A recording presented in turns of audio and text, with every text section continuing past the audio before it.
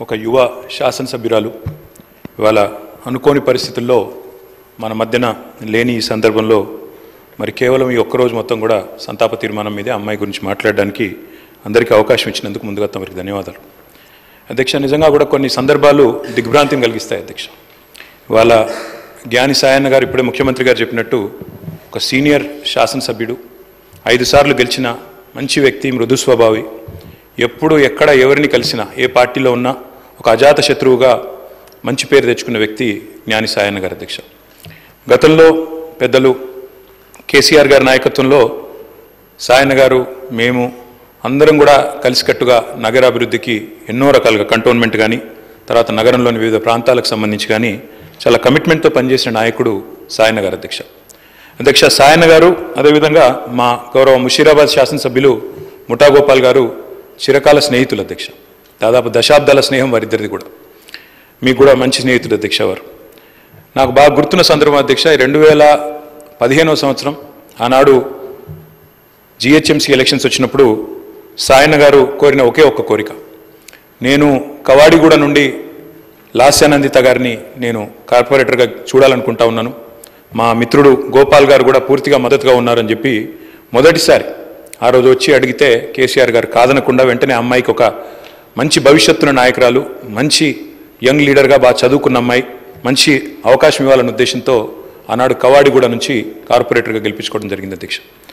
కానీ నిజంగా కొన్ని సందర్భాలు ఎట్లా ఉంటాయి అధ్యక్ష అంటే, ఇప్పుడు సాయన్న గారి కుటుంబాన్ని చూస్తూ ఉంటే విధి నిజంగానే వారి మీద పగబట్టిందేమో అన్నంత తీవ్రంగా ఒకే ఒక్క సంవత్సరంలో మరి అటు సాయన్న గారు దుర్మరణం పాలు కావడం, ఆ తర్వాత అనుకోని మరి మమ్మల్ని అందరినీ కూడా విస్మయపరుస్తూ దిగ్భ్రాంతికి గురి చేస్తూ లాస్యానందిత గారు కూడా ఈ రోడ్ యాక్సిడెంట్లో చనిపోవడం, ఇవన్నీ కూడా అత్యంత ఆవేదన కలిగించే అంశాలు అధ్యక్ష.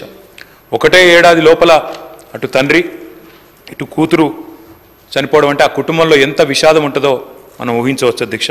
కానీ చాలా చురుకైన అమ్మాయి అధ్యక్ష. ఆనాడు కార్పొరేటర్గా జిహెచ్ఎంసీలో పనిచేసిన, తదనంతరం సాయన్న గారు కొంత ఆరోగ్యం బాగలేకుండా అధ్యక్ష, బాగా డయాబెటీస్ ఎక్కువై చివరికి లెగ్ యాంపిటేట్ చేయాల్సిన పరిస్థితి వచ్చినప్పుడు కూడా ఒకవైపు నందిత మరొక వైపు నివేదిత, ఇద్దరు అమ్మాయిలు పాపం ఆయనతో ఎల్లవేళలా ఎక్కడికి ఏదైనా మీటింగ్కి వచ్చినా, ఆఫీస్కి పోయినా, మంత్రులను కలిసేదున్నా లేదా అధికారులను కలిసేదున్నా ఇద్దరు అమ్మాయిలు కుడి భుజం ఎడమ భుజం మాదిరిగా ఆయనకి రెండు వైపులా ఉండి తీసుకొని పోయేవాళ్ళు అధ్యక్ష. మా దగ్గర కూడా చాలాసార్లు ముగ్గురు కలిసే వచ్చేది.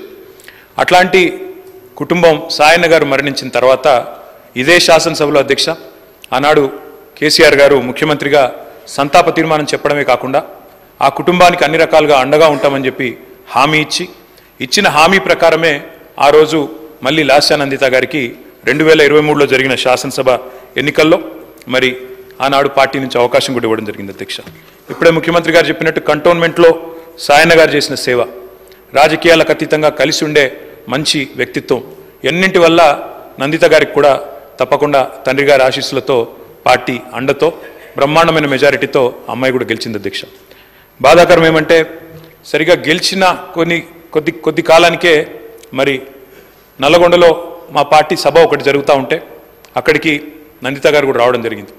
ఆ రోజు కూడా రోడ్ యాక్సిడెంట్ అయింది. తన కారుకి పూర్తి స్థాయిలో ధ్వంసమై అమ్మాయి స్వల్ప గాయాలతో బయటపడ్డా కూడా మరి చాలా ఇబ్బంది పడ్డది అధ్యక్ష. చాలా మనోవేదనకు కూడా గురైంది. తదనంతరం వాళ్ళ ఇంట్లో కూడా ఒక చిన్న యాక్సిడెంట్ అయింది. వరుసగా ఏదో పగబట్టినట్టే నల్లగొండలో ప్రమాదం, తర్వాత అక్కడ లిఫ్ట్లో ప్రమాదం, ఆ తర్వాత మళ్ళీ అనుకోకుండా ఈ ఓఆర్ఆర్ మీద జరిగిన రోడ్ యాక్సిడెంట్లో అమ్మాయి మరణించడం జరిగింది అధ్యక్ష. మేము ఆ రోజు పార్టీగా మాట ఇచ్చి సాయన్న గారి కుటుంబం మా కుటుంబమే అని చెప్పి ఆనాడు సాయన్న గారి తర్వాత లాస్యానందిత గారికి పార్టీ అవకాశం ఇచ్చింది అధ్యక్ష. అమ్మాయి గెలిచింది. దురదృష్టవశాత్తు ఏడాది లోపలే అమ్మాయి మరణిస్తే తిరిగి వారి సోదరి నివేదిత గారికి మొన్న జరిగిన ఉప ఎన్నికల్లో కూడా అవకాశం ఇచ్చింది అధ్యక్ష పార్టీ నాయకత్వం, కేసీఆర్ గారు. కానీ దురదృష్టం ఉప ఎన్నికల్లో మొన్న మా పార్టీ ఓటమి పాల్గొవడం జరిగింది అధ్యక్ష. నిజంగా కల్లో కూడా అనుకోలేదు. చురుకైన ఒక నాయకురాలు, మంచి వ్యక్తిత్వం, మంచి విద్యార్హతలు కలిగిన ఒక మహిళ ఈ శాసనసభలో అడుగుపెట్టిందని చెప్పి సంతోషపడ్డాం. భవిష్యత్తు ఉజ్వలంగా ఉంటుంది అమ్మాయికి అని చెప్పి ఆశించినాం.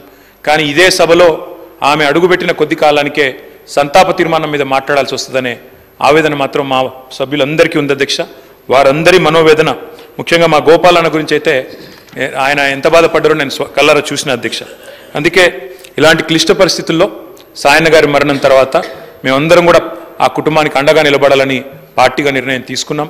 తర్వాత నందిత గారు, తర్వాత ఇప్పుడు నివేదిత గారు, వారి కుటుంబానికి ఈ రోజు అయితే కాదు అధ్యక్ష, భవిష్యత్తులో కూడా సంపూర్ణంగా అండగా ఉంటాం.